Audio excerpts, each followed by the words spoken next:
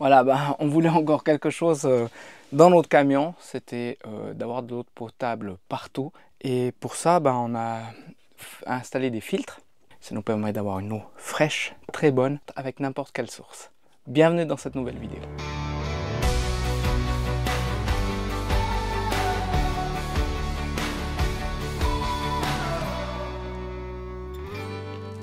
Ah ouais, elle est comme de l'eau de source. Elle est bonne. Bon, en fait, pendant nos autres voyages, on avait plusieurs fois expérimenté le fait de devoir aller chercher de l'eau, devoir se déplacer, alors que des fois on était bien situés, on avait envie de rester, mais on n'avait plus d'eau.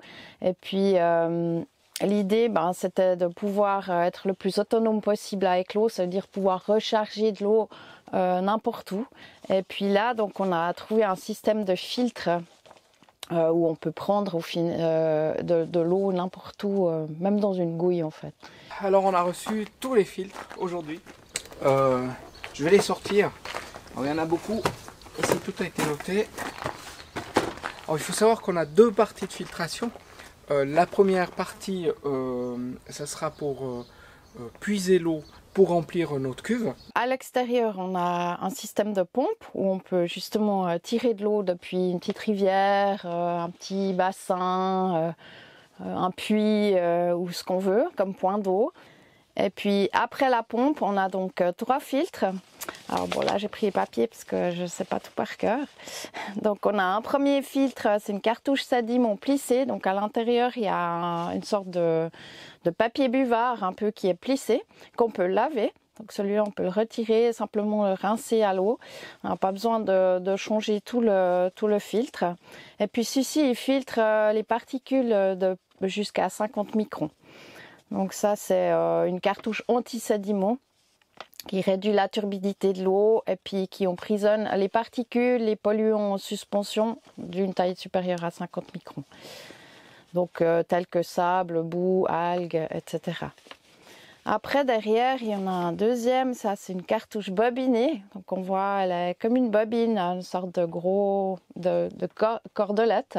C'est une cartouche anti-sédiment aussi qui filtre des particules jusqu'à 20 microns. Après, en troisième, on a une cartouche au charbon actif qui filtre jusqu'à 10 microns.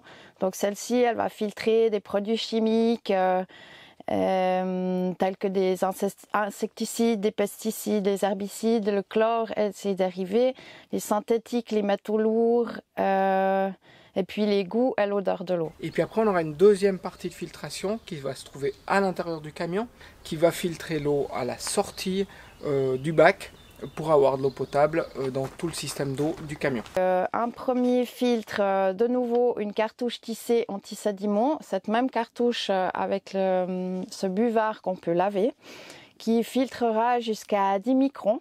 Derrière ça, il y a une cartouche de charbon actif, de nouveau la même qu'on a dehors, qui filtre jusqu'à 10 microns et puis qui va encore éliminer d'éventuels résidus de produits chimiques ou de pesticides et autres, de chlore. Et puis derrière ça, on a une lampe UV qui va détruire tout ce qui est bactéries et virus. Et puis avec tout ce joli pack, on a une eau parfaitement potable. Donc maintenant, on va passer à la partie montage. Donc il faudra déjà coupler tous ces filtres ensemble, puis il faudra modifier l'installation qu'on a fait à l'intérieur pour pouvoir ajouter ces filtres dans le circuit. Bon, là je suis en train de fabriquer des supports parce que d'origine il y a des super supports comme ça en plastique, mais moi je vais les installer un petit peu différemment. Donc j'ai fait des supports en bois pour que je puisse les visser ici dessous. Puis pendant ce temps là, j'ai mon papa qui fait la filasse, qui est en train de relier les filtres entre eux. Bon c'est de nouveau le chantier ici parce que alors c'était pas très compliqué à mettre les filtres ensemble. Simplement maintenant je dois l'adapter sur l'installation qu'on avait déjà fait. Et vous savez, on a utilisé tout du multicouche. Donc il a fallu couper, retrouver des raccords et puis faire un support. Donc voilà les petites pièces. Donc en les fixant dessous, ça va pouvoir se raccorder là-haut. Bon là ça a été Juste, parce qu'on a vraiment peu de place pour bosser. Et puis pour sortir, c'est quand même une grande machine. Enfin une grande machine, c'est une pince comme ça. Alors c'est clair que si dans votre camping-car ou fourgon vous utilisez du souple avec des brides, c'est un peu plus simple. Là comme j'étais parti avec ces tubes en 3 plis, avec comme on trouve dans le sanitaire des maisons, j'ai voulu refaire la même chose. Quand on doit changer les filtres, on peut les atteindre parce que c'est pas le but de cacher non plus, puis plus pouvoir atteindre les filtres. Donc ici on peut dévisser et changer ou les nettoyer. Et puis pour l'UV, quand on voudra le changer, on va sortir notre tiroir que j'ai enlevé ici, et puis le tube passe juste ici, c'est à pile la hauteur, ça sera au millimètre. C'était pas prévu, mais finalement ça va bien dans ce sens là. Voilà, alors là on va faire le test maintenant de notre pompe à eau et de nos filtres à eau. Là on voulait tester déjà la longueur des tuyaux, et puis si la pompe arrive à avoir assez de débit pour amener l'eau jusque là. Ici on a nos tuyaux, donc j'ai différentes grandeurs que j'ai préparées, et j'ai ma pompe à eau qui se trouve à l'arrière, qu'on n'a encore pas testé. Hop, c'est dur en tenant la caméra et tout ça, mais voilà. Là, et un tuyau un peu plus court avec tous les raccords, les filtres ici qu'on va tester maintenant, et la fameuse pompe. Donc c'est une pompe à accu de chez Heinel qui devrait logiquement être assez puissante pour la distance que j'ai prévue avec les tuyaux. On va amorcer la pompe avec de l'eau. Ouais. On va être pressé. Voilà. Ah, yes! Ça marche. Trop bien. C'est pas un débit Non, de malade. Bon, alors on a vu le petit problème. En fait, c'est un tuyau trop souple qu'on a pris pour le départ. C'est le même que là. Alors pour la pousser, il n'y aura pas de problème. Il va pouvoir pousser. Mais là, il aspire le tuyau puis il le compresse. Donc il faut qu'on change le tuyau. Sinon, ça a l'air de bien fonctionner. On a assez de distance. Mais là, il n'y a pas assez de débit. Donc, et puis en plus, ça va forcer la pompe. Donc on va aller racheter un bout de tuyau. Je sais pas si j'ai bien fait de prendre ce tuyau. Ça va nous occuper. comme les cordes quoi, ça toronne. C'est trop fin, trop souple. Bon, c'est bien parce que ça prend peu de place. Mais voilà. Ça y est cette fois. Ouais, tu vois, là, Ah, cette fois ça vient. alors, on va mettre ça comme ça. On a pris un gros tuyau depuis la dernière fois. Et franchement, ça va bien. Alors là, on le teste maintenant en réel, en fait. Voilà. On est dans la nature. Donc là, on a une rivière, pas très profonde. Ça, c'est le tuyau il a un petit filtre passoire au bout, pour pas que les petits cailloux y rentrent. Ici, notre pompe.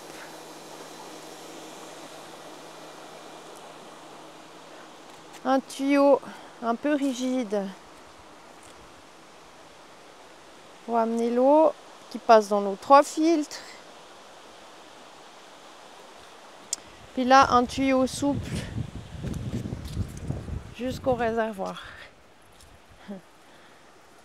Ça va autant bien que dans les stations où on a les robinets. Alors on en trouve un peu partout. On n'aurait pas vraiment besoin de tout ce système, en tout cas ici en Europe. Mais après, c'est clair, quand on sera dans des plaines un peu plus lointaines du voyage qu'on veut faire, on sera content d'avoir ce système. Mais autant le tester ici. Hein. Ouais, et ça nous évite quand même d'aller chaque fois chercher un endroit où on peut avoir un robinet, quoi. Ouais, c'est vrai. Là, on peut prendre partout.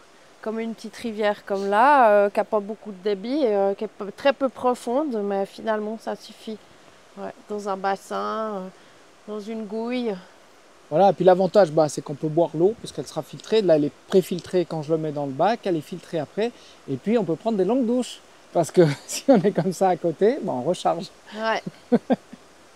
Alors, quand on avait cherché où trouver ces filtres sur Internet, on est tombé sur cette petite entreprise aquauv.eu, c'est une petite entreprise familiale. Et puis, on a eu un tellement bon contact par téléphone déjà. Ils étaient super sympas. Ouais. On s'est dit qu'on allait certainement aller les voir si on passait par le sud de la France, puisqu'ils sont situés proches de Montpellier. Et puis, comme on voulait de toute façon aller voir des amis qu'on avait déjà rencontrés à plusieurs reprises, Paul et Pascal d'un autre voyage, et puis encore d'autres amis, Robert et Laurence, qui étaient aussi proches de Montpellier, qu'on avait connus au Salon du véhicule de l'aventure l'année passée. On avait promis de se revoir. Et puis après, on a été voir Luc et Corinne, justement pour ces filtres. Et puis ça nous a permis de faire un peu de début de voyage dans le sud de la France, puisqu'ils étaient un peu tous à côté. Faire un peu plus connaissance avec eux aussi. On a eu quelques super moments de partage. Ils nous ont aussi invités chez eux. Voilà, ils nous ont aussi offert plein de filtres maintenant pour la suite de voyage. Donc les filtres qu'on vous a parlé tout à l'heure. Et là, on en a tout plein. Et des filtres de rechange, mais quoi que ceci, on n'a pas beaucoup besoin de rechange puisqu'on peut quand même les laver. On peut les laver. Fameux filtres plissés. J'en avais déjà là, donc vraiment beaucoup de filtres. Ici, les autres avec la cordelette, un peu comme je vous ai dit, qui s'appelle. Je sais plus. Mais enfin, bobiné. Voilà. Là, il y en a plusieurs. Il y a des charbons actifs ici. Et puis, justement, il m'a laissé encore un charbon actif spécifique qu'on ne vous a pas parlé avant dans la vidéo. Alors, celui-là, je ne sais plus. Je crois qu'il y a un filtre plus du charbon actif, mais en grain. Et il m'a dit, ça, franchement, si on prend dans vraiment quelque chose de beau... une vieille mare avec de l'eau stagnante, on peut encore... en sortir de l'eau potable avec ce filtre. Voilà, un truc très douteux. Il a dit tu mets ce filtre là et puis ça sera nickel. Donc là, on le garde de réserve au cas où on trouve une flaque et puis qu'on ait besoin d'eau. Par contre, avec les autres filtres, on pourra filtrer de l'eau de pluie. Ça, c'est aussi quelque chose à penser. On aurait pu faire ces temps qui avaient fait beaucoup de pluie. Oui, c'est vrai. C'était de récupérer l'eau de pluie dans des bidons dehors ou peut-être un sac qu'on peut récupérer. Ouais, on a un sac étanche d'ailleurs. C'est ce genre de sac qu'on utilise pour faire du rafting. Ouais. Ça. On va encore tester ça. Et ça, on vous montrera, bien entendu, si on l'utilise. Et puis, il nous a laissé aussi un filtre UV. Alors, il faut savoir qu'une lampe UV, la lampe, en principe, c'est 9000 heures. Donc, elle doit vraiment tenir plus d'une année. Mais il préconise de changer au bout d'une année. Donc, on en a quand même une là. Ça ressemble à quoi? Non, faut pas la... faut pas non, je vais pas l'ouvrir. Mais en fait, c'est un tube comme un tube néon. Voilà, un tube néon. Et puis, qui donne cette lumière UV. Donc, voilà, là, on est paré pour avoir de l'eau potable pendant un certain temps. Bon, puis si vous cherchez aussi des filtres, vous pouvez vous rendre directement sur le site. Je vais mettre le lien d'ailleurs dans la description de la vidéo. Donc il y a toutes sortes de filtres. Donc si vous en avez besoin pour la maison, pour même des collectivités, en fait il y a vraiment tous les filtres que vous cherchez. Là nous on a utilisé un filtre spécifique pour un véhicule aménagé. Donc il y a des kits qui sont faits pour les véhicules aménagés. Et puis il y a un onduleur qui permet de changer du 220, du 12 volts au 220 volts. Donc n'hésitez pas à les appeler. Vous aurez toujours la même personne, en principe Luc, qui va répondre à toutes vos questions. Il va pouvoir vous conseiller et surtout vous fournir le matériel dont vous avez besoin. Bon, ça fait déjà plus d'un mois maintenant qu'on utilise ces filtres. Alors c'est super parce que franchement, comme on l'a dit, on a de l'eau qui n'a pas de goût. On peut prendre de l'eau partout. Alors là c'était facile puisqu'on est encore en Italie. Et puis on a fait la France. Donc c'est pas trop un problème de trouver de l'eau au robinet. Donc on n'a pas utilisé nos filtres externes toutes les fois. On a souvent pris de l'eau simplement à des points d'eau.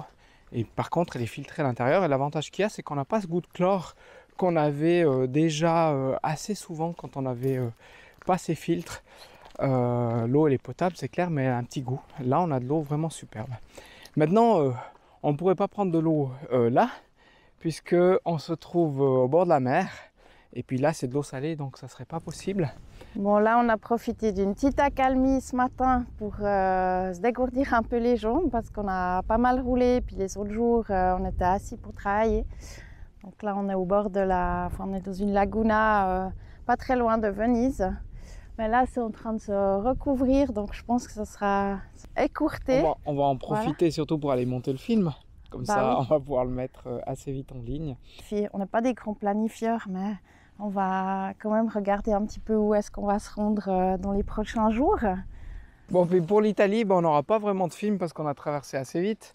Déjà, on a été en France voir des amis, donc là, on n'a pas filmé.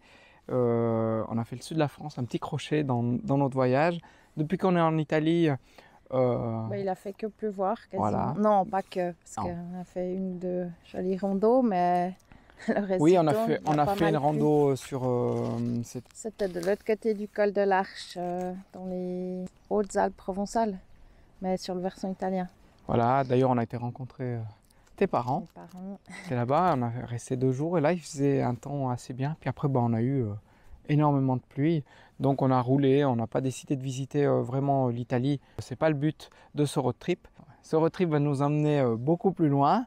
On va prendre la direction des pays en stand.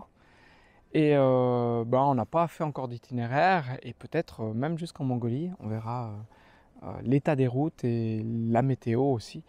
Donc on va commencer de nouveau nos vidéos de voyage. Il y aura encore une vidéo, la prochaine vidéo où on vous parlera d'un souci qu'on a eu sur notre véhicule.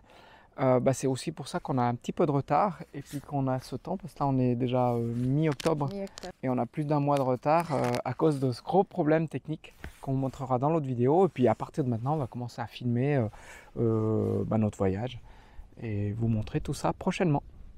En tout cas, merci d'avoir regardé cette vidéo. Et puis, on vous dit à bientôt pour la suite du voyage.